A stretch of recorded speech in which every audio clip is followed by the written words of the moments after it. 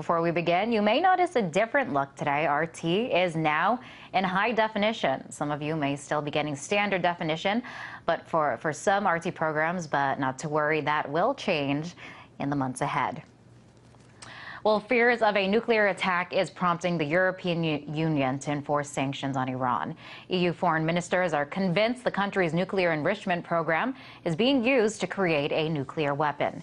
Iran insists the program is for peaceful purposes, but that's not putting the brakes on the union shifting forward. So the question is, how much of an effect will the sanctions really have on Iran?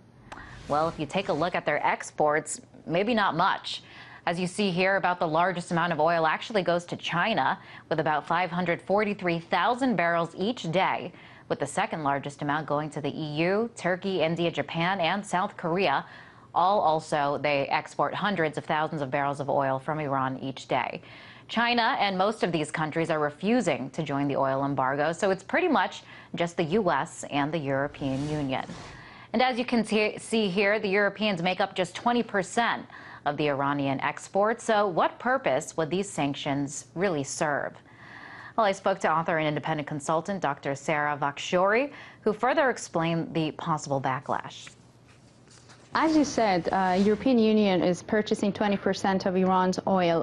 More than 60% of Iran oil actually going to Asian markets. And four countries of India, China, Japan, and South Korea totally buy 90% of Iranian oil. So actually, deducting this amount is not easy for Iran to find a replacement for customers, but Iran can always offer a lower premium and better prices in compared to the same quality of crude oils, and can find substitute customers. China at this point finished the first phase of building its strategic petroleum reserves, and the capacity of that is between 90 to 110 million barrels of oil. And if Iran sells 450 to 500,000 of crude oil, which is almost the same amount that goes to Europe from Iran, Iran can sell about 160 to 210 days of oil in addition to what already sends to China to fill its strategic petroleum reserves. So basically, Iran can say, "Hey, we're going to go elsewhere. We can take our markets elsewhere."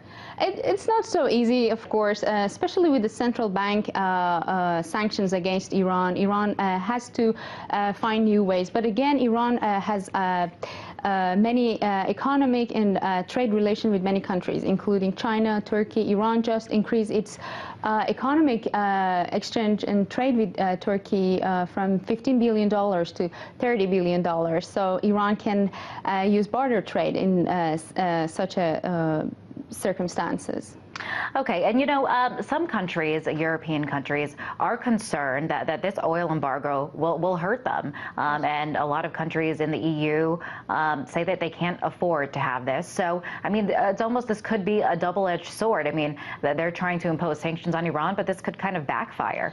That's actually true. I mean, three major European countries three major consumer of Iranian European unions are Italy, Spain, and Greece, which already are facing a huge economic crisis. Spanish officials, they mentioned that they have talked to the refinery Cepsa, which is the main refiner of Iranian crude oil in Spain, and they have agreed to support the sanctions. But they mentioned that they're going to accept to stop buying Iranian crude oil in case they have a substitute oil. And it's not so easy to change the flow of crude oil from one supplier to consumers to another supplier, because simply the refinery operation and also the trade of refined productions needs time to adjust itself. Also, if you look at the substitute and the options for alternate Iranian crude oil for this market, it's Saudi Arabia and Libya. The Libyan crude oil is light and sweet, whereas Iranian crude oil, which refines in these refineries, is sour and heavy. So really, it's Saudi Arabia to cover Iranian crude oil in this market. If Saudi Arabia is going to cover Iranian oil or not, that's another issue. And Saudi Arabia would always like to keep a certain amount of spare capacity in case of any emergency in future. Now, Iran is threatening, as a result of these sanctions, if these sanctions do happen, they are threatening to shut down the Strait of Hormuz, this critical waterway where a huge portion of the world's oil supply passes through. But last night in the presidential debate, I don't know if you tuned in, but Republican presidential candidate Ron Paul argued that Iran really doesn't want to shut down this waterway because they need it too. It's not in their best interest to do so. That's true. Actually, I think this threat is it's real, but not likely to happen sometime soon. If we exactly look into what Iranian officials said, they said the closure of Hormuz Strait is the last card that Iran is going to play, and that's not going to be it's not going to be when the European Union is going to implement their sanctions, because, as I mentioned earlier, 60% of Iran's oil goes to Asian markets, and Iran can substitute its customers. But in the case, my understanding from this statement is that Iranians were trying to set the red lines to the whole world, and saying that under any circumstances that Iran cannot sell any drop of oil to the whole world. Let's imagine there is a universal embargo against Iran, or there's a high limitation for any single drop of Iranian oil to be exported from that country. They're going to close the Strait of Hormuz because they are not going to lose anything at that point. They cannot sell anything through this passage. So you're saying it's not simply just the sanctions that are going to compel Iran to shut down this waterway. It would take a lot more than that. Yes, that's. I believe that a sanction imposed by one country or a group of countries is not going to cause a closure of Hormuz Strait by Iranian, but this could happen if the whole world. I mean, there is a universal sanction against Iran, and Iran cannot sell any drop of oil. So lastly, just want to ask you, now that the European Union has come on board and is joining the U.S. in imposing these sanctions, what effect, what is that really achieving?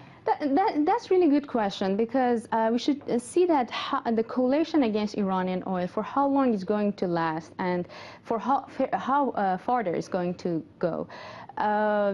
Although Japan and South Korea, for their security, they have dependency on United States, and they are challenging to make a balance between stop buying their oil from Iran, or satisfying U.S. and securing their security.